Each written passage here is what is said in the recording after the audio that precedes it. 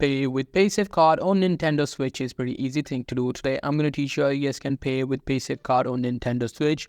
So for that, you have to be at Nintendo. You need to put your payment option as a Paysafe card. If it goes in, you can easily buy the games in the Nintendo Switch.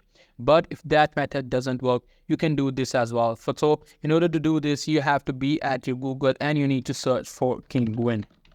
And you have to go to this website, which is kinguin.net. Now, this website lets you buy key codes or CD key codes for the games that of any console that you can, put these codes into your console and the game will be in your library. So I'm just going to search for Nintendo Switch. Now here I'll be able to find, the CD keys for all the Nintendo games. You just simply have to select any of that and you need to buy it. After buying it, suppose I want to buy this Legend of Zelda. So I'm going to click here and I'm going to click on buy now.